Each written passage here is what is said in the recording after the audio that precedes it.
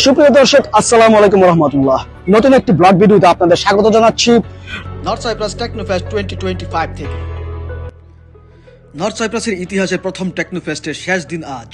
আজকের এই মাহেন্দ্রক্ষণে পুরো ভেন্যু জলজল করছে টেকনোলজিক্যাল ম্যাজিকে।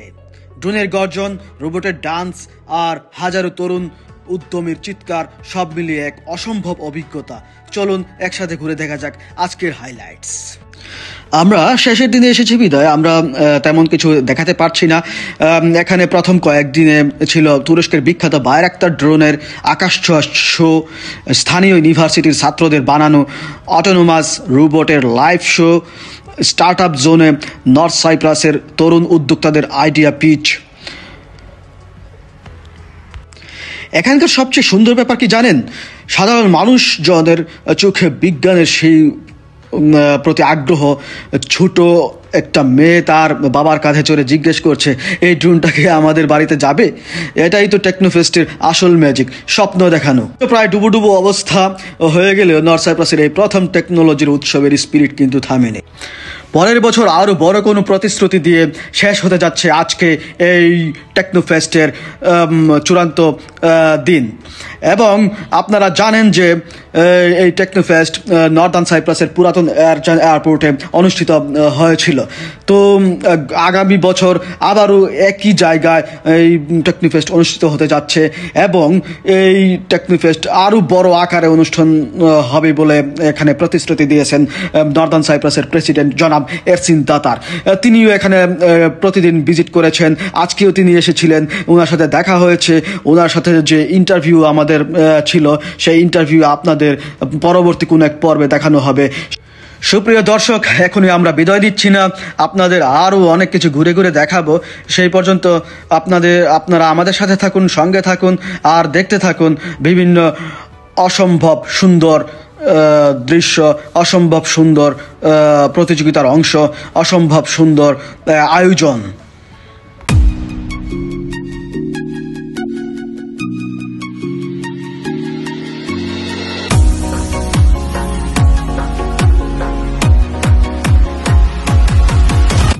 আপনারা জানেন যে যাহা তুর্কি তাহাই নর্থ সাইপ্রাস।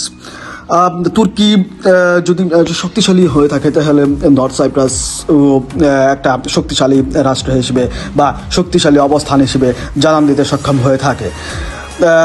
এখানকার যে টেকনোলজিক্যাল ফেস্টিভ্যালটি হচ্ছে এটি সরাসরি তুর্কির সহায়তা ধারাই হচ্ছে এবং এই সহায়তা চলমান থাকবে বলে Turkish president Recep Tayyip Erdogan গতকালকে এসেছিলেন এবং তিনি জানিয়ে গিয়েছেন আগামী বছর আরও সুন্দরভাবে আরও টেকনোলজিক্যালি আরও উন্নতভাবে এই ফেস্টিভ্যাল অনুষ্ঠিত হবে এই স্থানে। দর্শক, আমাদের ভিডিও শেষ করার আগে আপনাদের ছোট কিছু তথ্য জানিয়ে আমি এই ভিডিওটি শেষ করতে চাচ্ছি। আপনারা জানেন যে তুর্কি টেকনোলজিক্যালি একটি উন্নত একটি দেশ, যে দেশের মধ্যে বেকু, আর্চিলিক এবং সিঙ্গারের মতো বড় বড় কোম্পানি রয়েছে এবং জিডিপির সিংহভাগ সেই কোম্পানিগুলো থেকে এসে থাকে। আপনারা জানেন যে তুর্কি বিশ্বের মধ্যে একটা মেডিয়েটর কান্ট্রি হিসেবে উপস্থাপন করে থাকে নিজেদের এবং মিডল ইস্টের মধ্যে একটি শক্তিশালী দেশ।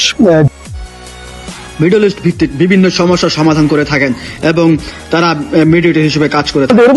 নেক্সট কোন একটি ভিডিওতে আমরা আরো বিভিন্ন রকমের তথ্য এবং অটোমান সাম্রাজ্যের ইতিহাস এবং তুর্কিশ সিপ্রিয়টদের ইতিহাস সম্পর্কে অনেক কিছু জানান দিব এবং বিভিন্ন এপিসোডের মাধ্যমে আপনাদের সেই তথ্যগুলো আপনাদের সামনে প্রচার করব।